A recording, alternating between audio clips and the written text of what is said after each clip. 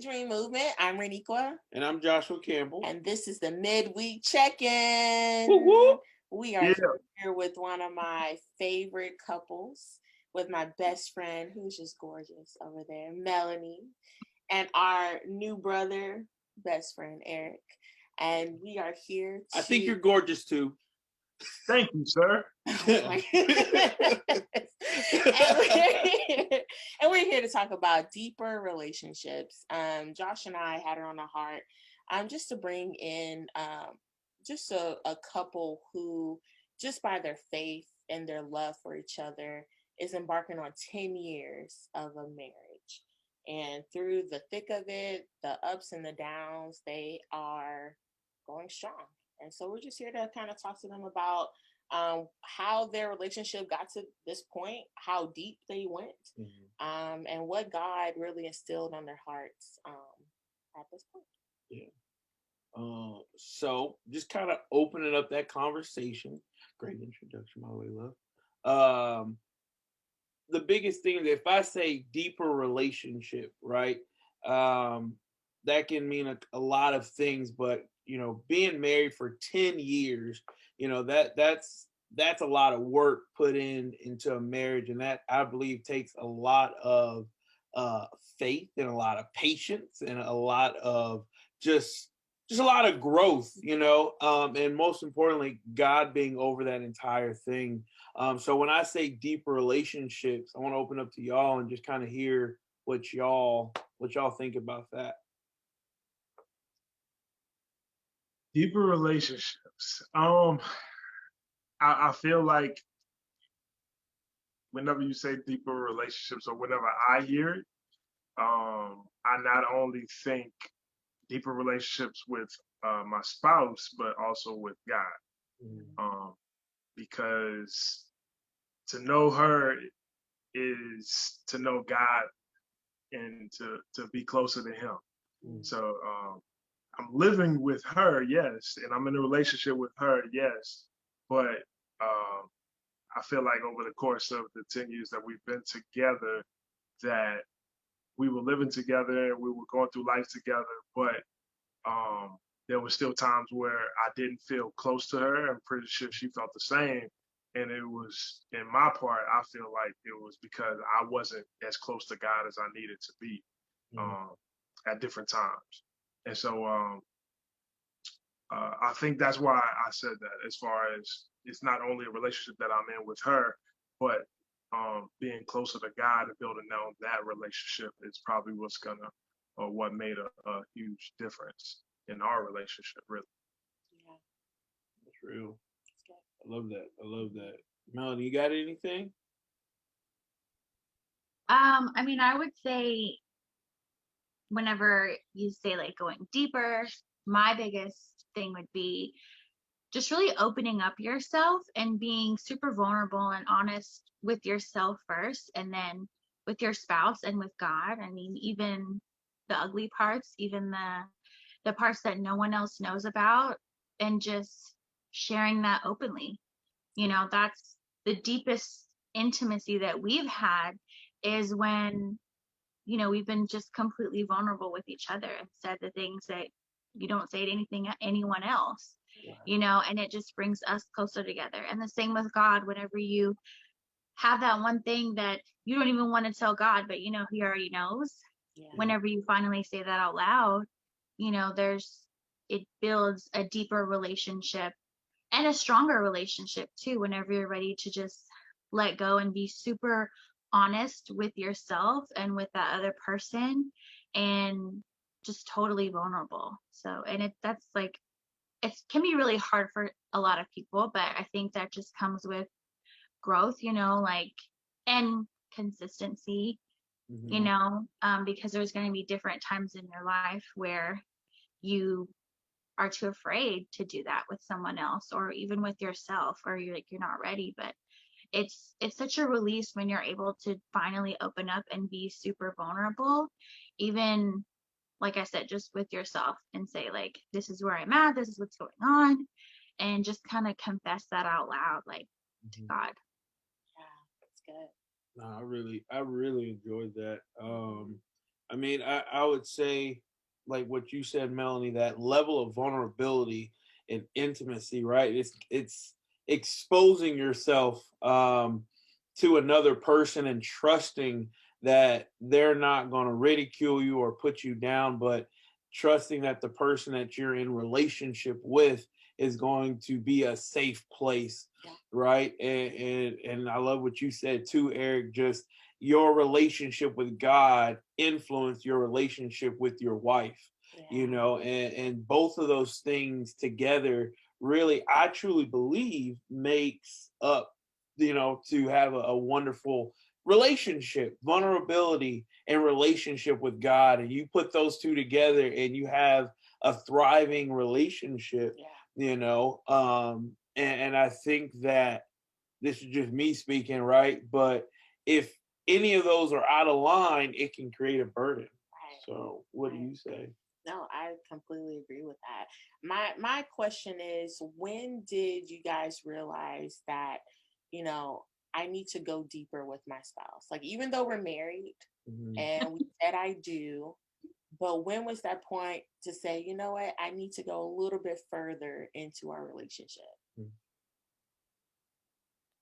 I think with us, the the times where you kind of push yourself to go deeper with your spouse is when things are hard, because it's kind of like you're in a corner, you're backed up against the wall and you're telling yourself, okay, what are my choices? What are my options? Am I going to push through and do what I can on my end to make things better, or to try and spark that intimacy with my spouse again and just really be honest and open and how I feel and what I'm going through and how what's happening around us or to us is affecting us, Yeah. and just sharing that with each other?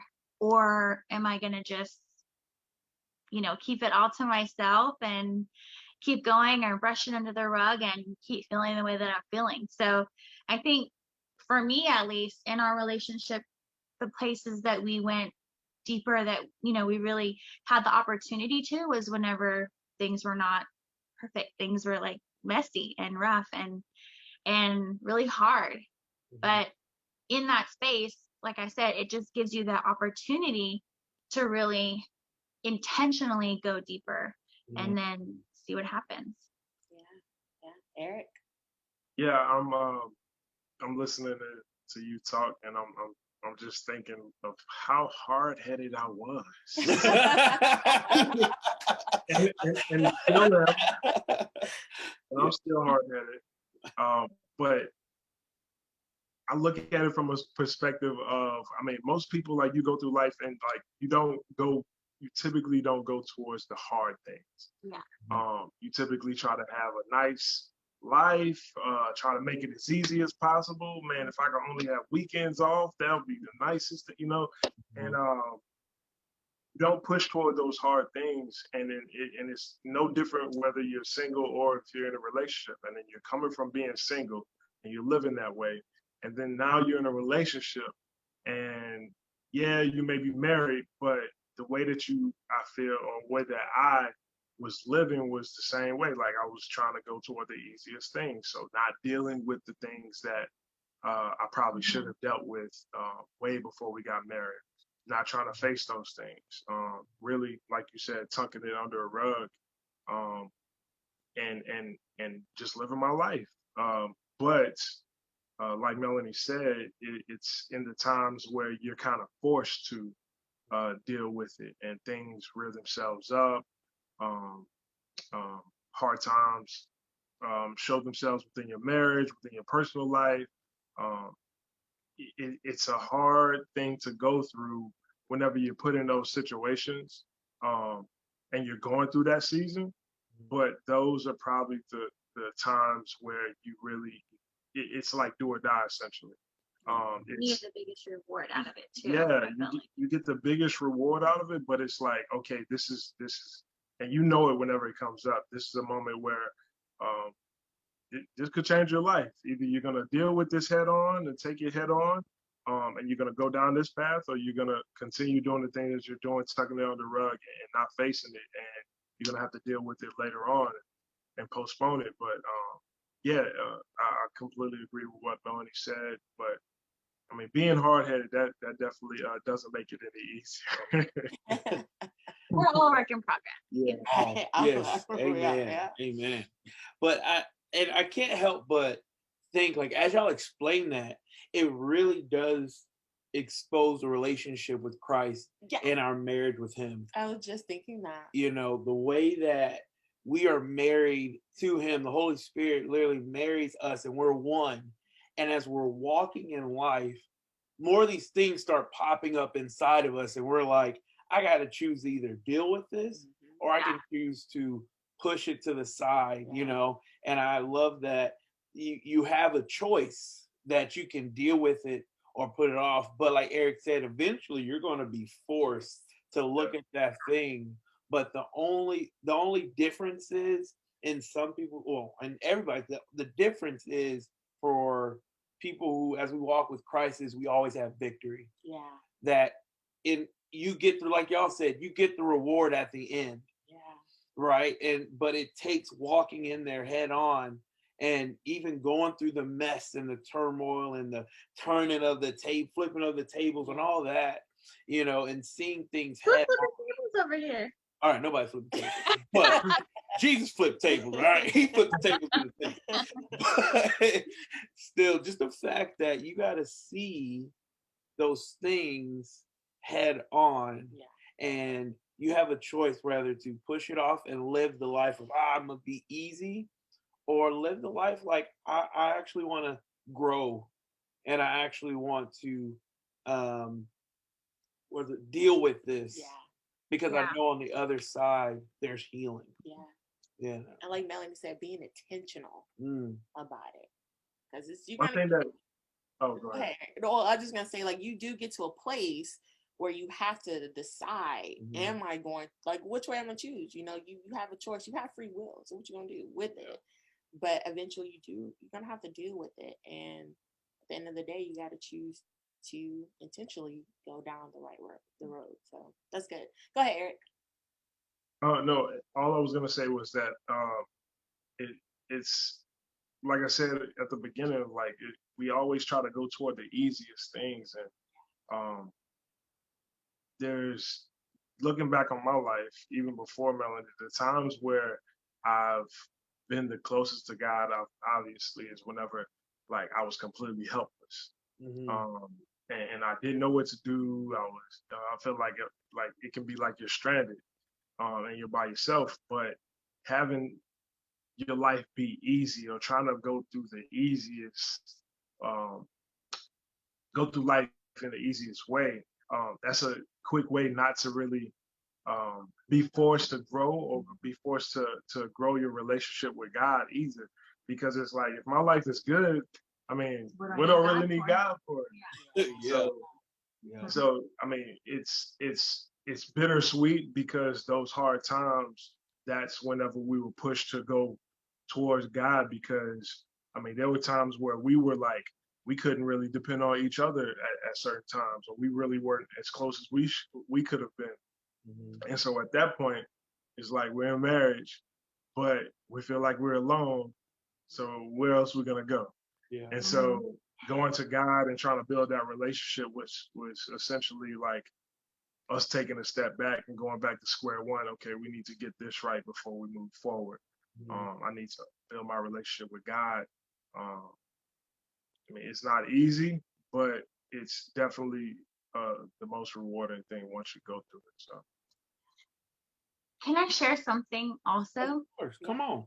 I think I feel like a lot of people do this. A lot of women probably more so do this, but I would probably say, like, within the first even like 5 years of our marriage, I definitely held Eric to like such a high standard, and I had him like on a platform to really fill like all of my needs. You know, like the whole "you complete me" type thing.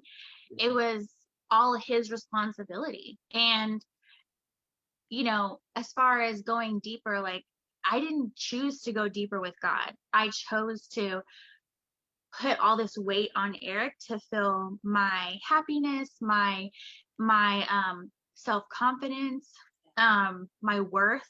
I put so much on him, and then I would use scripture and say, like, well, you're supposed to be the head of me, you're supposed to be the leader, like, this is all while we were in church groups, we were in like marriage groups.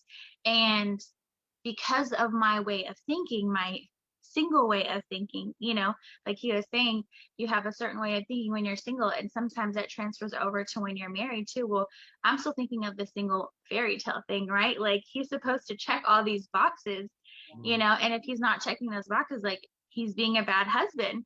Yeah. And the truth is, like, I expected him to fill these boxes that God was supposed to fill. And I was choosing not to go deeper with God because I thought he was my answer for all these things, and I learned definitely the hard way. And that point, like he was saying, either you learn the hard way or you go the easy way. And the easiest thing to do was to play the blame game, right? Just like Adam and Eve did in the very beginning. Like, she told me to eat it, well, like, he's not being a good husband, so I can't be the best wife because he's not checking all these boxes and filling all my needs, when that's really not the case. So what I should have done, right? What God would have wanted me to do is say, hey, Melanie, I can fill those needs. I'm the one who needs to check those boxes. Let me be the one to, fulfill all of those things that you're looking for. And your husband is just a bonus to everything. He's your companion. That's a title for a book. Your husband Girl, hold on, I'm about to hit the brake. is real good. Like, specifically for wives, your husband is a bonus. Come on. That's the bonus. Just a bonus. Come on. Yeah. And for husbands too, your wife is a bonus. There you go. No, like, moreover, what she was saying, like, so take what she said and then add into the fact that I had performance issues before I even met her. Yeah. Not being able to meet expectations of my father.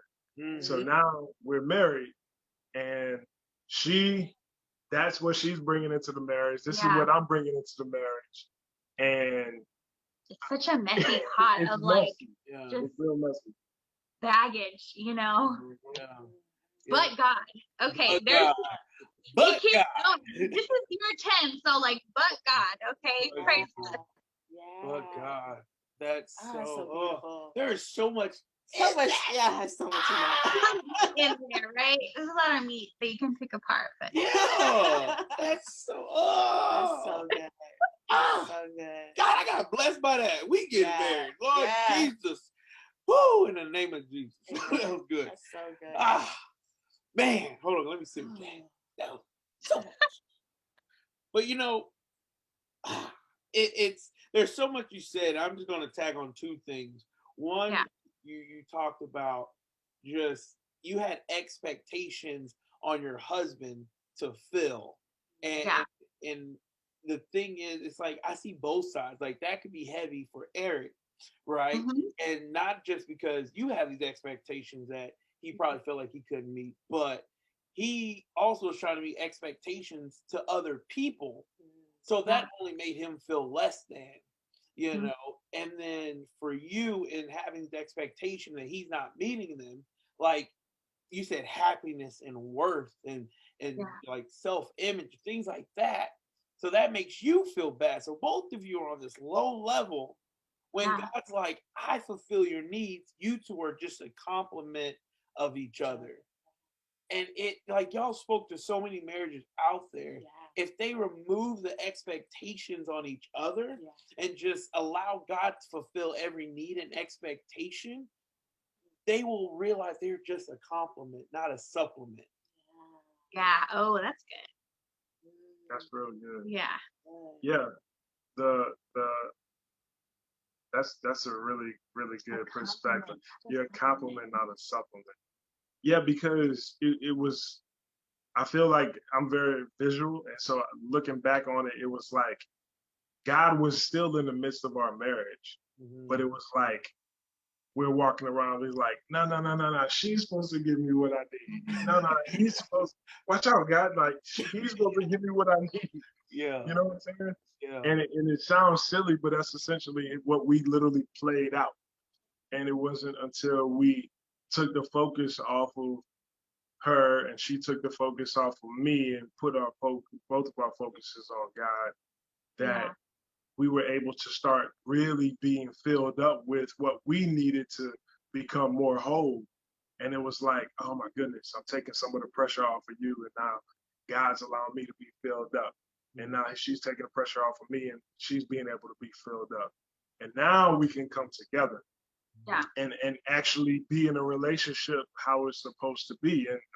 And it's not perfect, but at the same time, it was like, man, it was such a breath of fresh air whenever you start to feel God working within your marriage, not only on you, but like on your spouse. Was that a giggle? But yeah, it's I do want to attribute another thing that both of us we've come from families of parents who divorced. Yeah. And so when we got together, I mean, I could chalk it up to my easygoing spirit, and I could chalk it up to her go for it attitude that she has. Way to choose your words. Regardless, we chose to, before we got married, go to marriage counseling. And I was like, sure, yeah, we can go. Like, I'm all for that. I don't want to be. Oh, can I say something? What? We were like dating for like 3 months maybe, and there was a marriage conference at the church that we were going to at the time, and I was like, hey, do you want to come? And we were only dating for like 3 months, and he was like, yeah. And so, I mean, what did you even think about that? Were you like, okay? Or were you like, I'll do anything this girl says? Like, she's so awesome. No, I wasn't. It wasn't like I was just a puppet just going along for the ride. I do have a like go with the flow kind of spirit. Yeah. But at the same time, if for one, it's at a church. I grew up in a church, so I'm like, okay. How you're like, oh, this will benefit me. Like, yeah, it'll benefit. I'm pretty good about getting something from almost anything. A takeaway from. Yeah, I can take away a lot of things from different areas. Yeah. And so maybe that was part of the reason why. Plus, I mean, being there with her, I mean, how bad could that have been? I was doing a lot of the whole time. I'll tell you that. I was like, oh. Yeah, I had some bruised ribs. Yeah, I'm sure it was like all elbowing the whole time. Like every time they said something about how a husband or the man, I'd be like, you know. Yeah, we went straight to the hospital. I think all my notes are about him. Had a bruise on his arm, like. But anyway, you were saying like we went to marriage counseling before we got married. But yeah, we went to marriage counseling before we got married because we were like, we don't want to end up like that. Yeah. I'm not one to just give up on stuff. I mean, and so my perspective on it was, I didn't feel like. I think at one point I asked my dad, like, do you think if you would have tried a little bit harder, you and mom would have stayed together? And he was like, yeah. And I think that left an imprint with me that, like, not to just give up, not to just give in and give up on people. I'm a real big people person also, and I don't judge. I try my best not to judge people because I know that if I do, then I can also be judged the same way. Yeah. And so whenever it came to us, at the beginning, we went to marriage counseling. And I was like, anything that's going to help me to better prepare to be married, because that's what I wanted to do, I was all for it. And then she was pretty much the same way. And we, at one point, I can't remember exactly when, but we were like, as long as you're willing to try, then I'm willing to try. Yeah. And that's kind of been a running thing within our marriage, that helped us get through the hard times, essentially, because get to year 10. Yeah, get to year 10 because it's real hard to like be in a boat with another person if they're not rowing also. I mean, you just Yeah. have people Yeah. going in circles. Yeah. And so, because she was willing to take her paddle and row, and I was willing to take my paddle and row, despite us going through rough waters, we were able to make it here because neither one of us gave up on the other person. We might not have liked each other at different points, but at the same time, I mean, with God and us not giving up on each other and the determination to do the work, then I mean, we were able to make it to this point. So. Oh, so much in that. Jesus. Mm. So good. Oh, I'm just feeding on my own. I know, my heart is I just did so it. full. All right. My It's God. just so full right now. You know, and I want to kind of add to that we started premarital counseling, what, a month or two in? Like, yeah, about 2 or 3 months. Yeah. Nice. Yeah. Like, Good job. Like as soon as we started, and people will be like, are y'all engaged right now? No. Because so many people are like, I'm not doing premarital counseling until we get engaged. Yeah. But what's the point of dating if you don't plan on marrying that person? You know? And the thing that I have been keeping in my toolbox and I'm sharing with people is the fact that your friendship is the greatest thing at the beginning. And I say that because when it comes to friendship, you know, I'm trying to get my words right.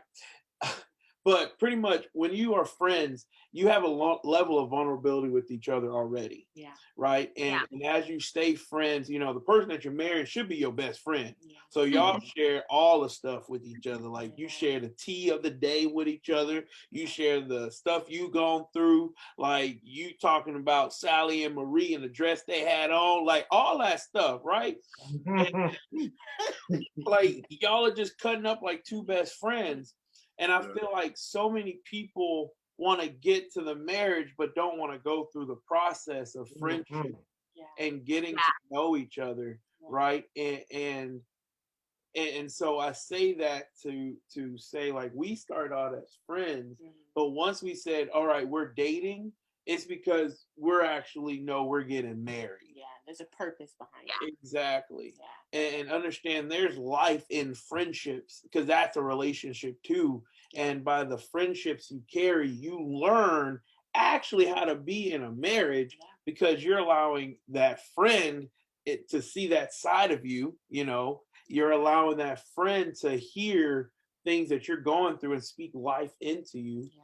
You're allowing, you know, you'll go through conflict and you will, if you allow yourself to have like a resolve or solution, you learn how to deal with conflict. Yeah. And so when you get to that point of, hey, we dating, but let's start premarital counseling because I don't expect this to last 8 years. I don't want to date you for 8 years. Nah, I want to be married, you know? Yeah. And so like that, when y'all said that, that just kind of got me to that point of, man, premarital counseling is important because it takes you through your own stuff. Yeah. It don't point at that other person. It point at you and like, what are your needs? Yeah. Where are you at? Yeah. What's wrong with you? And you like, hold up. I closed the book many times. Like, I don't want to do this today.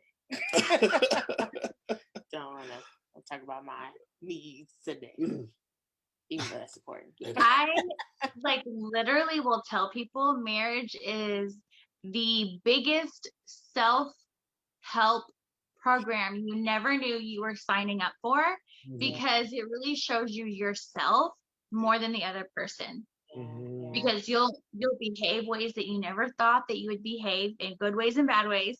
Yeah. I mean, I think one of the things I tell Eric this all the time, like, I feel like you knew you were going to marry me whenever he got sick and he was in, I took him to the ER because he had an infection in his eye. And long story short, after we got out of the ER, it was like midnight or something.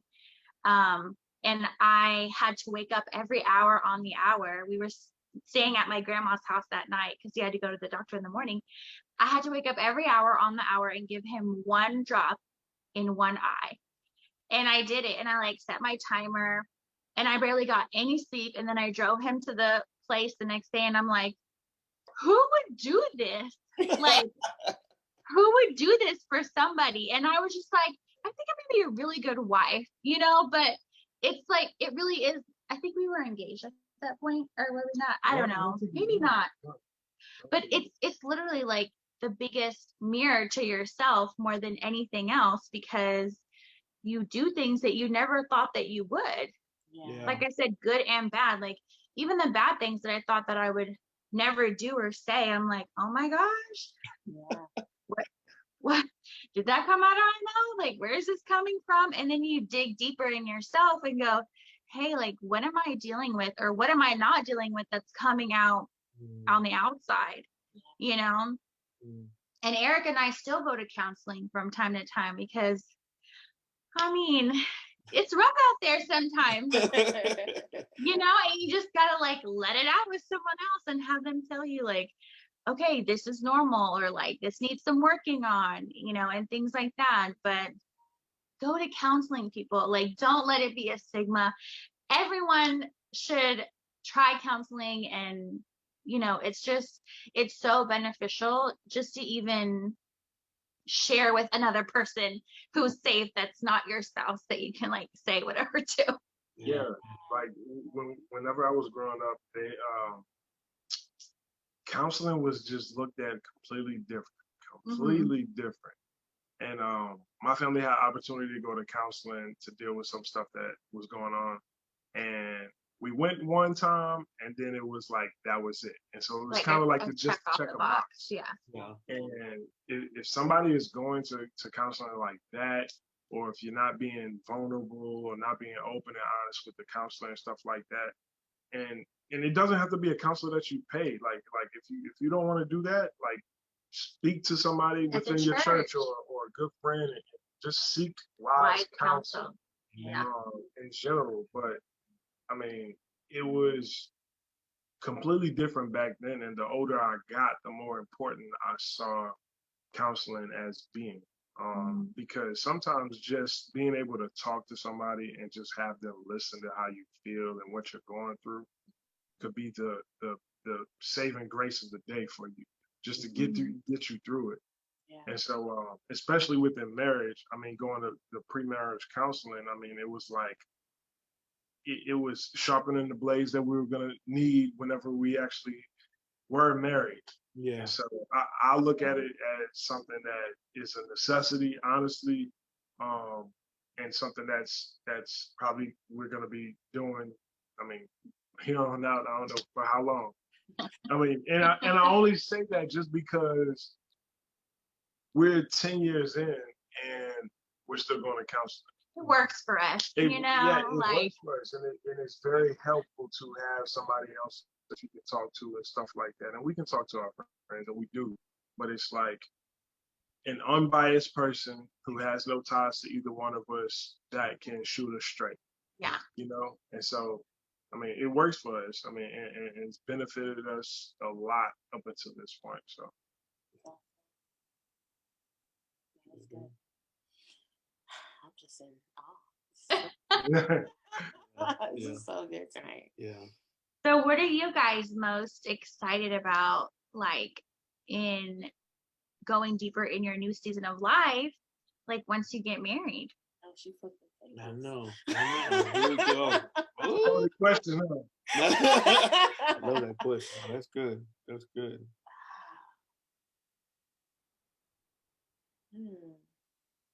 You already know. Because it's not just a piece of paper. I mean, I feel like a lot of times, you know, like our culture will say like, oh, it's just a piece of paper that, you know, whatever, but it's not. It's so much more. And, you know, people will ask you like the next day, like, do you feel married? Like, kind of, yeah.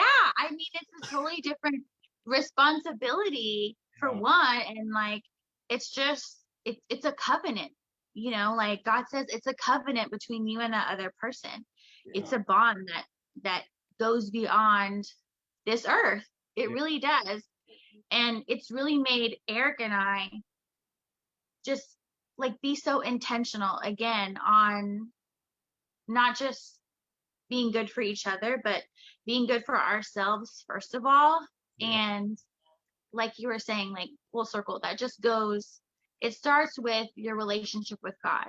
The deeper you go with God, the more healing you receive, the more whole you feel, and two whole people coming together make a great marriage, not two half people that are broken and missing something and, seeking other things to fill.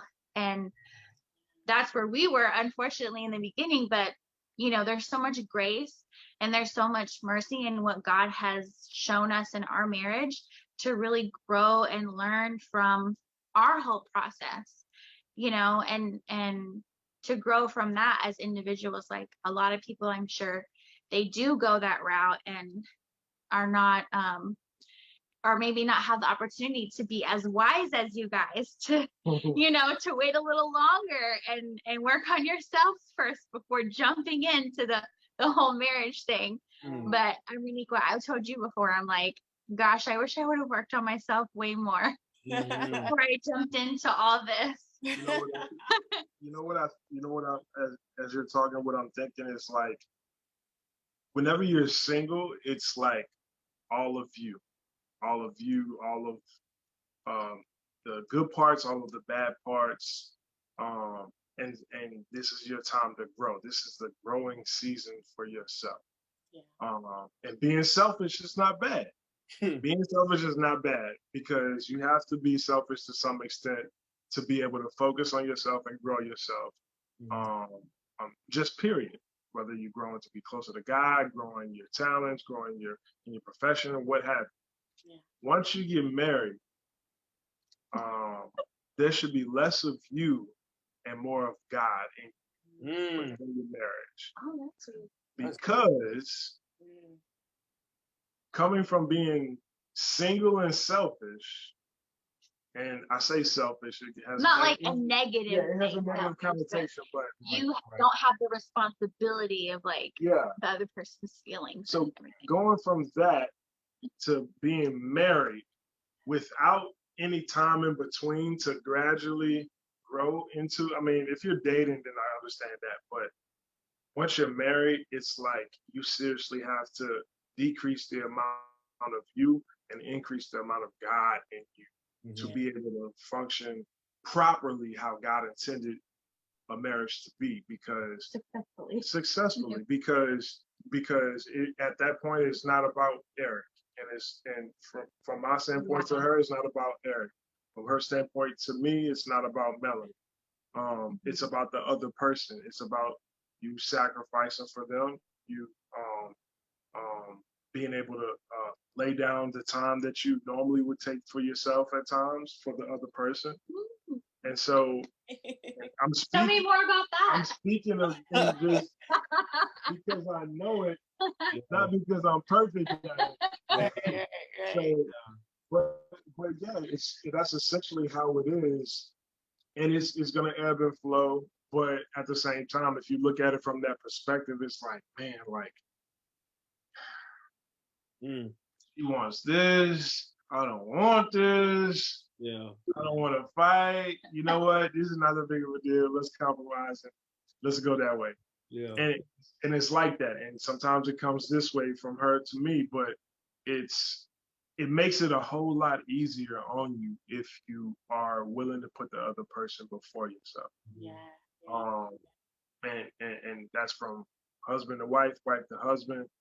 But as long as God is in the middle of it and y'all are focused on God, not only together, but individually, and trying to be as close to God as you can, then I feel like you will put yourself in the best position to be successful at having a great marriage. Yeah. So, I love what you said, that having less of you and more of God helps you have like a successful marriage. I think that's 1000% true, because that's the equation. Us as human beings are we fall short. Every single day we fall short with ourselves, with each other, and being able to be so quick to forgive and being able to be gracious with your spouse goes such a long way. And if you have so much more of God than you do yourself. It's easier, it's faster, it's more consistent to be gracious with that other person and be able to forgive and understand, you know, when they fall short, because we both have a lot There's a to lot each of other. forgiving going on. Yeah.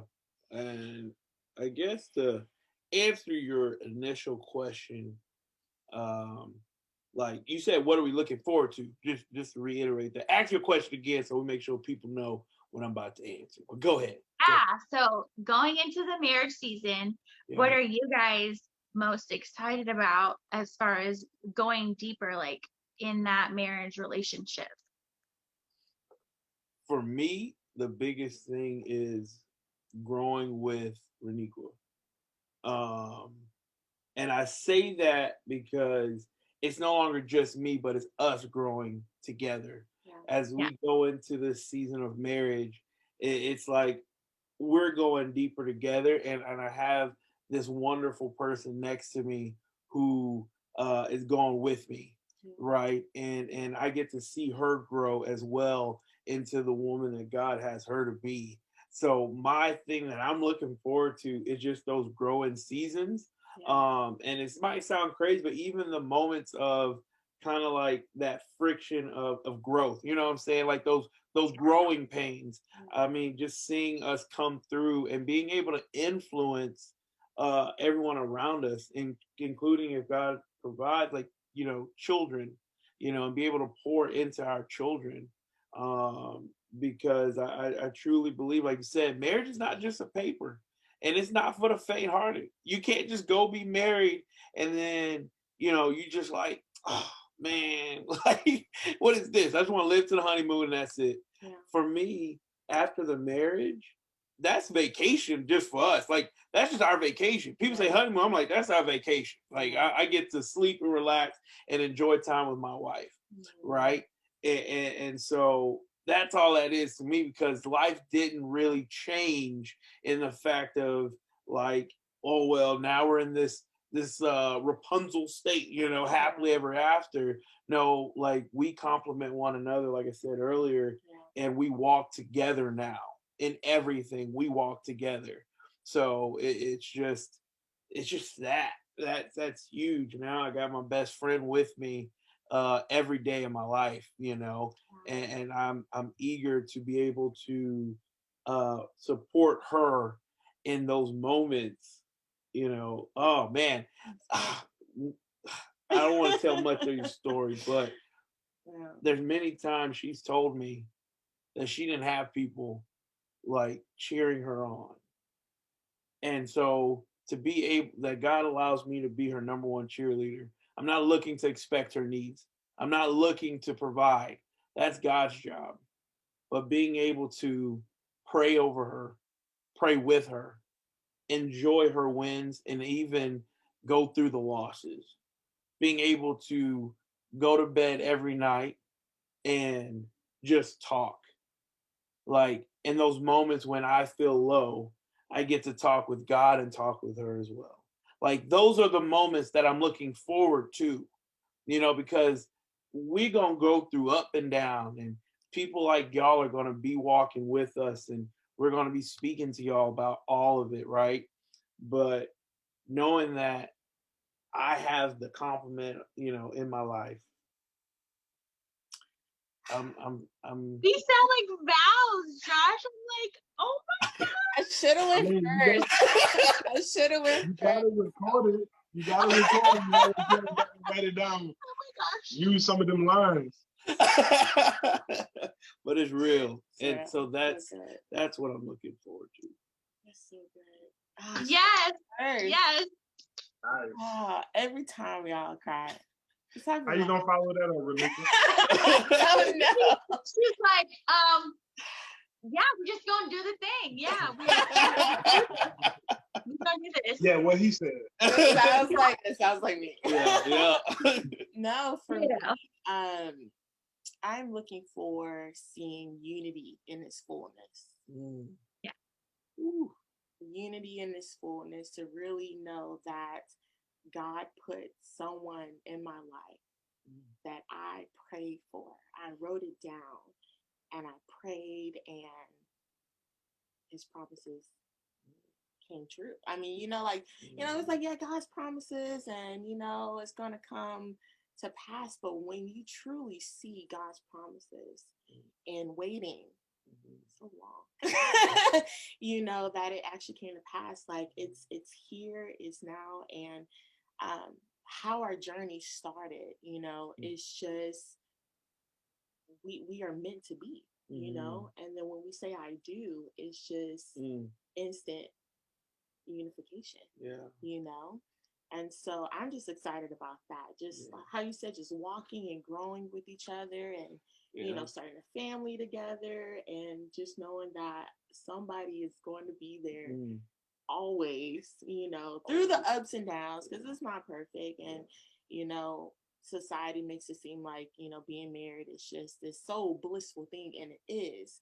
But you have to understand it's work, and you got to be ready for it. And knowing that going into it and still saying I do, that's the beauty of it all. So yeah, I'm excited for that true unification in this fullness, and just God's just saying, I love you. I'm here for you. I hear you, and you guys are okay. Yeah. So And I love it because I'm gonna say this. I think Laniko is the most beautiful one in the world. Hands down. Me too. I do. Bye-bye. I think she's the most beautiful woman in the world. But the most beautiful side of her is her spirit. And the Bible talks about, don't get wrapped up in trying to beautify the outside. And the world really wants you to focus on the physical side of things. Nobody really takes time to say, and some people, it's a cheesy thing, right? It's the beauty inside that matters, but that is a real statement.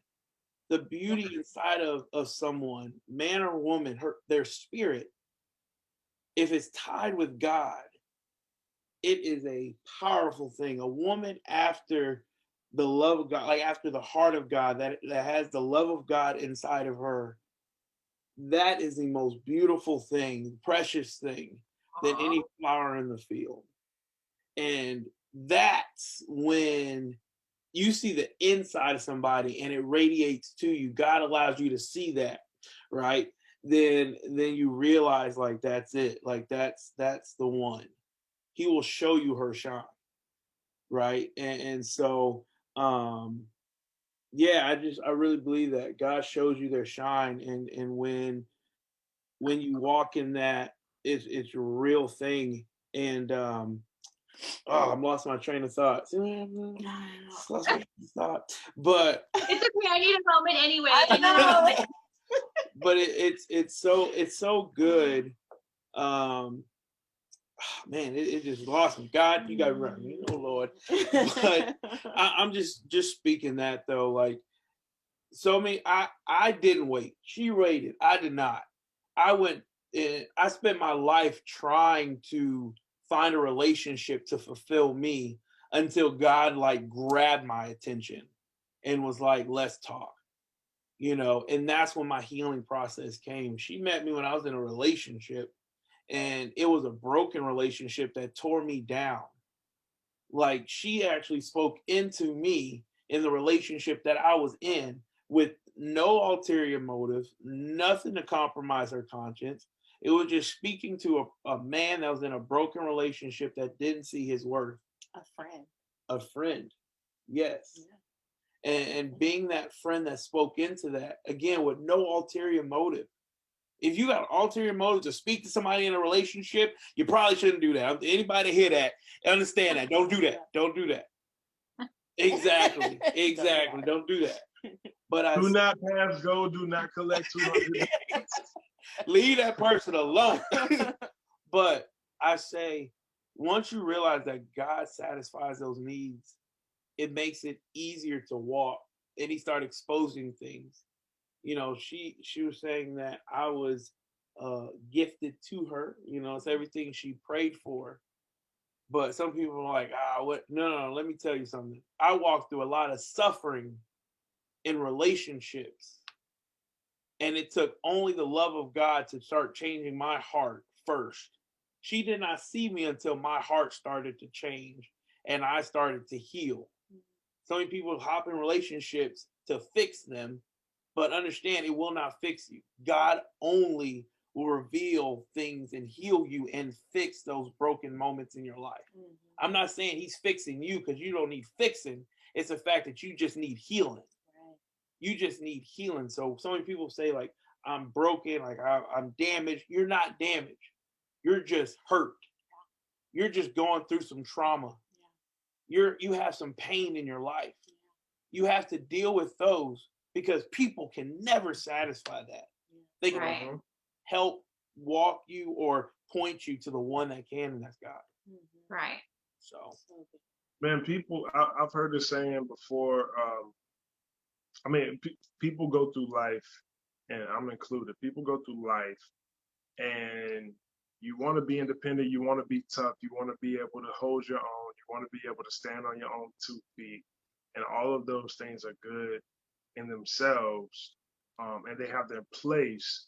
But whenever you are consistently having to do that or place in situations where you're having to do that, then you tend to not really process certain things and heal from them, like what you were saying. And I heard somebody say that whenever he was talking about trauma, that anything that is not any situation that you go through that's not comforting is traumatic or has the potential to be traumatic. And if you look at it from that perspective, it covers a wide array of stuff. Exactly. It covers a wide array of situations and relationships and all that kind of stuff. But really, I mean, think about it. I mean, somebody can go through a relationship and for 3 months or however many months, and it can create a soul tie. Yeah. You know what I'm saying? It doesn't have to be a year long or this long drawn out relationship. Somebody can be abused one time, and that can be something that they're holding on to for the rest of their life, and they might not deal with it. Yeah. So it's like all the trauma that people go through, and I feel like there should be a few things that you really think about whenever you're about to get married and you're going through relationships and stuff like that. It's like, I need to deal with my baggage. My baggage is exactly, what is my trauma? And if you have a sit down with God and it's like, all right, God, I need you to show me what my trauma is so we can get all this junk out of my life. And so the quicker, that's a process. It's a whole process, but the quicker you do that, the more whole that you will eventually feel, especially if you partner up with God.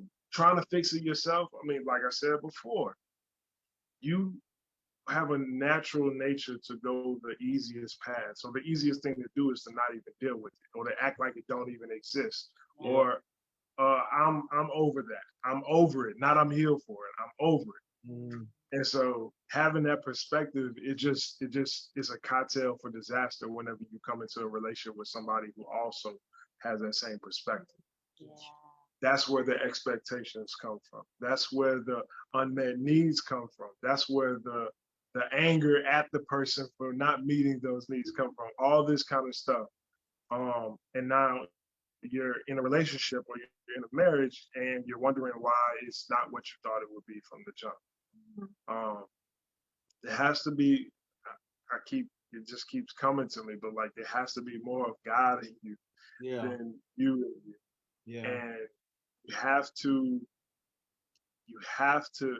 deal with those things head on. Well, it's a choice, you know. I mean, like you don't have to, but if you want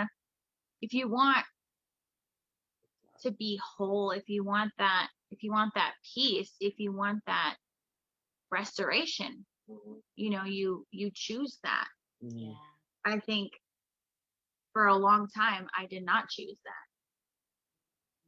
You know, I didn't either. and honestly, if most of us think about it, are we really dealing with the things that we really need to. Yeah. Like the one thing that comes to mind that you think about when it comes to you that you don't want to deal with. Yeah. How much more whole would you feel if you let that head on, brought it to God, Yeah. and dealt with it, so that you can be whole yourself, but then on top of that, be whole for the person that you're going to be with in the future.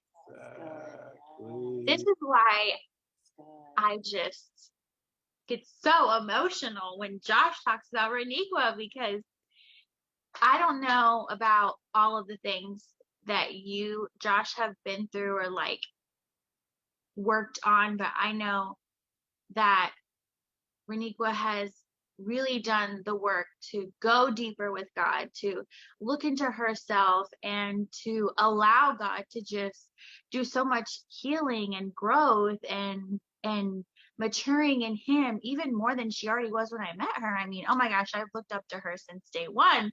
And now it's just like, oh my gosh, it's so exciting. And I get so cheesy because I'm like, about you getting married, but it's just it's so overwhelmingly exciting to know where you were and where you are, and how even just a year difference can be completely, from one point to the other, that none of us would have ever thought, but we somehow, like, God just knew.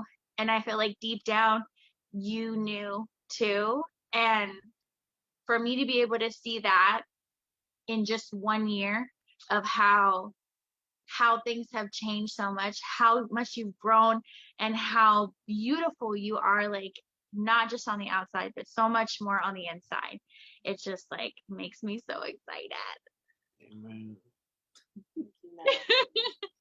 Y'all, we're gonna have to end it there. Like, so many tears. Yeah. Oh my goodness, that's absolutely amazing. That's amazing. Thank you. We love y'all so much. For real. We love y'all. Thank you so much for talking with us and just sharing you guys' story. Like, it's such a beautiful story. So many people need to hear it. And, in time when y'all ready, that's going to be shown to so many people around this country, to the world, because it's such amazing for me, to see. I've been with you guys for 5-6 years now, and I've seen ups and downs, but to see you guys right now and just how unified, and like God is sitting right there in the middle. That gap closed. You saw that gap closed. It did. Because it was like back then. It was like back then. Now you just creeped on in because God is right there in the center, that three-string cord. And so it's just so beautiful for you guys to just share. Just come on and share with us. So anything else? Well, I don't have anything. Just powerful, just YouTube, man, the way that y'all spoke tonight, man, people are gonna be blessed by y'all just life. All you do is speak about your life and how God worked through y'all. So I'm gonna give y'all the last word.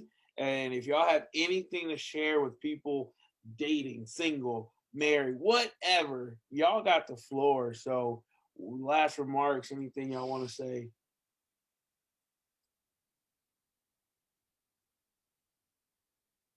I would just say to just open yourself up, like being vulnerable with yourself, being honest with yourself, and being honest with God is the most rewarding thing. It's the hardest thing sometimes. It's the ugliest things at the beginning, but it's the most rewarding thing that you can do. And it has the most potential for growth and wholeness and joy and peace and confidence. Like when you choose to go deeper with God, you choose to better yourself, not just for yourself, but it affects everyone around you, from your Starbucks barista all the way to like your boss, your best friend, and maybe one day your future spouse. Like, it really, really does. I would say that I would say that have more faith in God, Mm. trust Him more, and believe